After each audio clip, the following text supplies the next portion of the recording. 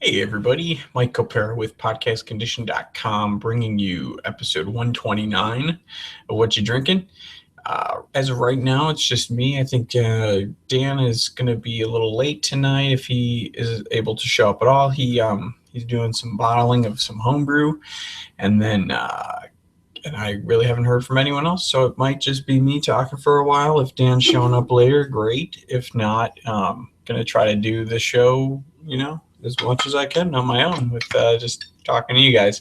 So appreciate anyone who watches this show while we either record live on YouTube, like we do every Wednesday night at 8 p.m. Central Standard Time, or these go up on my YouTube channel.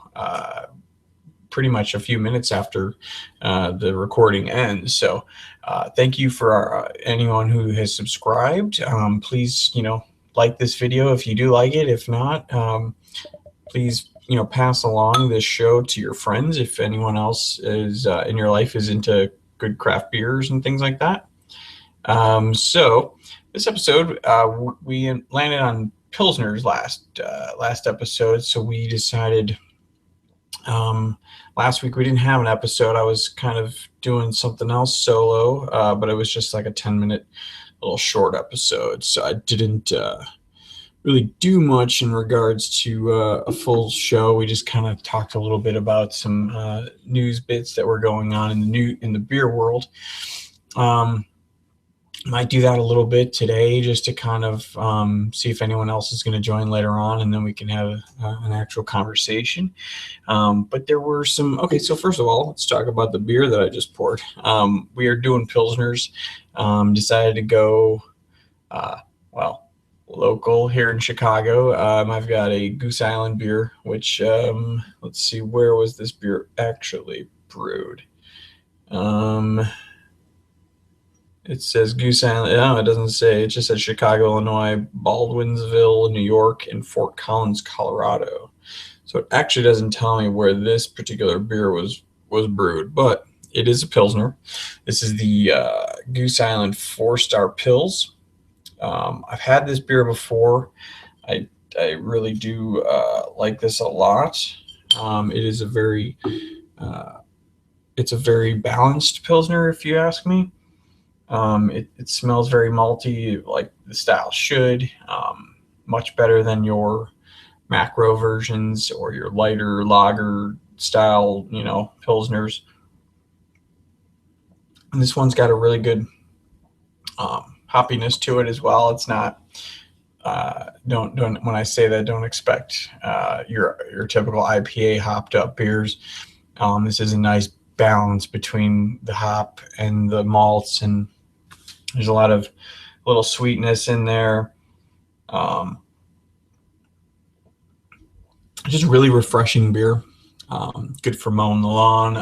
Now that it's nice and hot out these summer days, it's a really good sit outside and in the heat kind of a beer. So I highly recommend it if anyone can get their hands on it, which Goose Island is not really hard to come by anymore these days after the buyout. It's pretty easy to get your hands on pretty much any of their stuff that's not brew pub exclusive here in Chicago, which they do have, and they have actually a tap room as well in their Fulton location, where it used to be their main brewing location.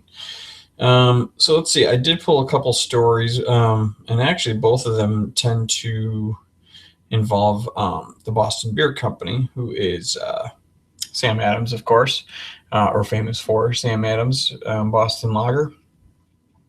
Two stories. One is that they are taking over 1,400 taps at 94 locations for the anniversary. I don't know what year. Let's see. Doesn't say. This is for the chain, I guess, is called Old Chicago. I've actually never seen an Old Chicago, and I live in the original Chicago, so I don't know if that's just something that I'm not aware of because of the fact that they probably don't have one here, and if they do, I've just never been there. But they're doing 1,400 taps at 94 of those locations this Saturday on the 9th.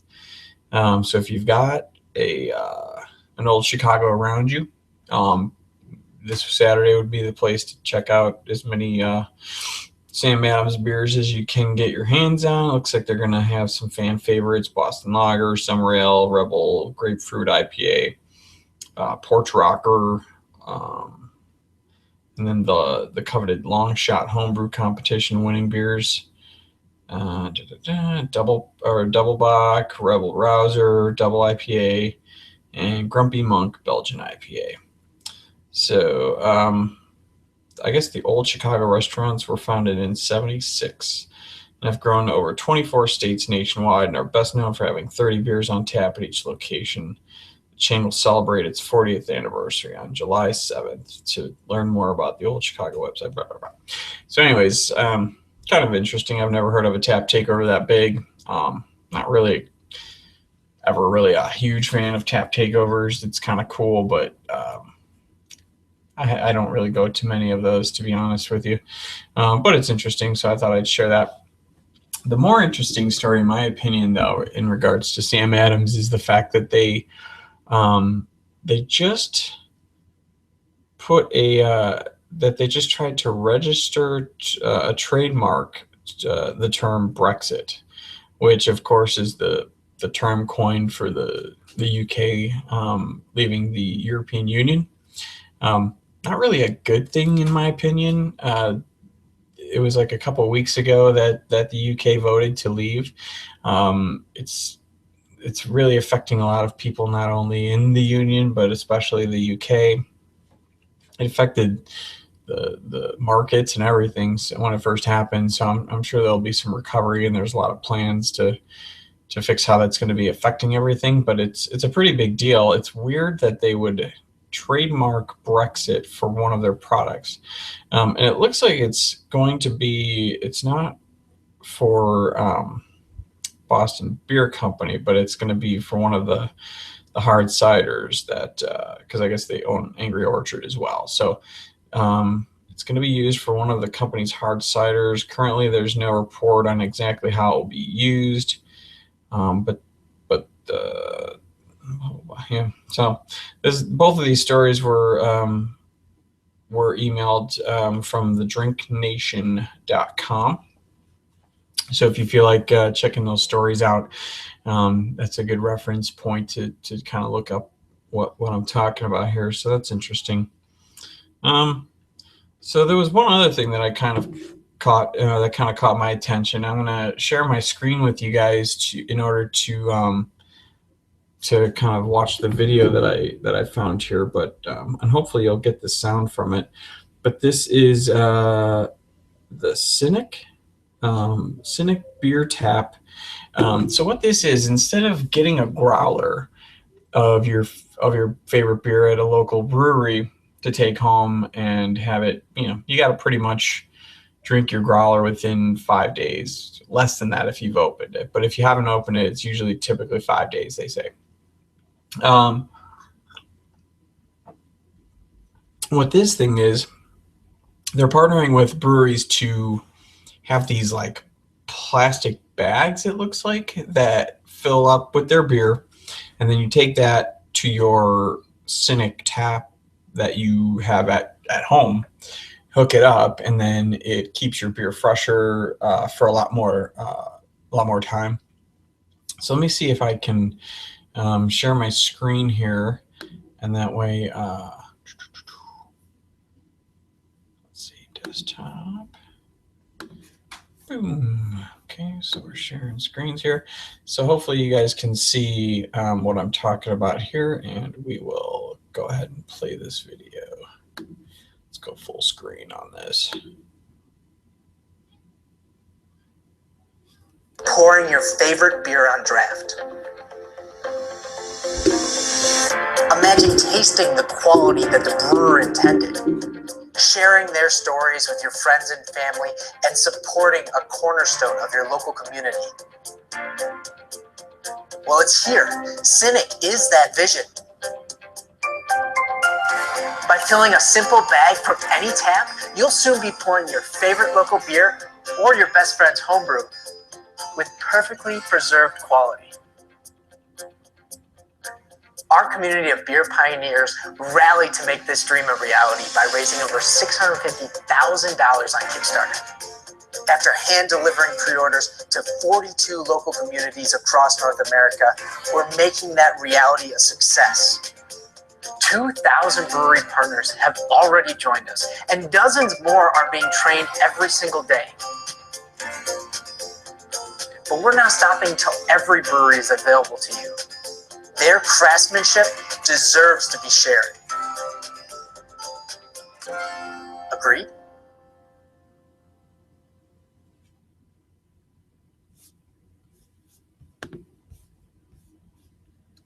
So I thought that was interesting. I think we've got everything back here.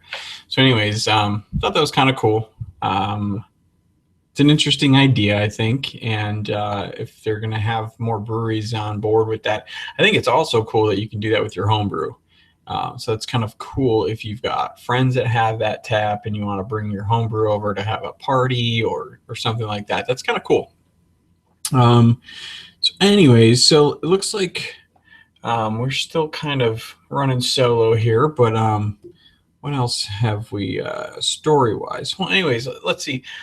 For anyone who's watching, feel free to comment under this video if you have a favorite Pilsner that you have in your area that you think is worth shouting about. I try to get my hands on a lot of Pilsners. It's actually a really good style that I've really gotten into lately. So when we landed on this on the wheel, I was pretty excited about it because it's I don't know, it's coming full circle around. The IPAs are pretty much the most popular style around right now at this point, and I think it's kind of it's good. I love IPAs. They're great. It's, some of my favorite beers are IPAs, but eventually you start getting burnt out. And if you're having IPAs and nothing but IPAs on a regular basis, you kind of can burn out, I think, and you can lose a little bit of your palate. So I feel like when I drink either like some sort of a lager, a Kolsch, a Pilsner, something more malt backbone to it, I feel like when I come back to an IPA, I appreciate it all way much more. And so, I don't know, I feel like you kind of have to switch it up a little bit. And so, especially in the hotter weather, a Pilsner or some sort of a lager, cold fermented beer is just kind of the way to go, in my opinion. So I don't know, it's not, not everyone's cup of tea. And I know a lot of people who have gotten into craft beer, they just don't like anything but IPAs. And that's fine too, but just know there's other stuff out there if you ever do burn out on that style, and you kind of feel like they're all kind of tasting the same at this point. Which I don't know. Sometimes I feel like when you're running out of different ideas to do your IPAs, and you have to start copying like Ballast Point with all of their different versions of Sculpin, I feel like you're just kind of grabbing for money at this point when you've got, what we were just talking about with that takeover for Boston Beer Company. They got the Grapefruit Rebel IPA. Well, they're just grabbing for what Sculpin has kind of paved the way for. And so, I don't know. That's just my opinion, and maybe it's not what you agree with, but that's just kind of how I feel about that. A couple cool stories. If anyone that watches is a subscriber or a frequent visitor to the Good Beer Hunting website, they have an amazing video and story that goes along with it. They were at Saison DuPont. I think that was not too long ago. It was just like a couple weeks ago. I think I read it last week. So anyways, amazing video. It's just under 5 minutes long, and definitely worth your time to check out if you're a fan of that beer, which I am. I highly recommend you checking it out. It's really well done, really well shot, really well written story that goes along with it. So highly recommend that. So check that out. What was the other thing? There was a story that I have not gotten my a chance to check out yet. I saved it on Facebook, but it is another good beer hunting um, story. Let me pull that back up. It just closed on me. It's actually with. It's called Critical Drinking with Jasper Cuppage of Brewtown. Camden Town Brewery. That's not the story. Oh, I guess it is. Because I guess Camden Town Brewery was acquired by AB InBev December of last year. So it's a story about a guy that kind of gives a little bit of background about working for AB InBev. I have not read that story yet, so but I thought that was interesting. I thought I might recommend that as well for anyone who's looking for a good beer story. So anyways, I don't think I'm going to do a full hour here. We've been, I don't know, you guys probably get tired of just talking to one or listening to one dude talk to the camera. So I appreciate you guys watching. For anyone who was going to join a little bit later today, I apologize. I'm going to send you a text and let you know I've done a little talking for the last 20 minutes, and we talked a few stories. But I think what we're going to do is shoot for a wild card next week, and I don't know. Let me see if I can get anyone else to jump on, and if not, I'm going to take a hiatus here. I'm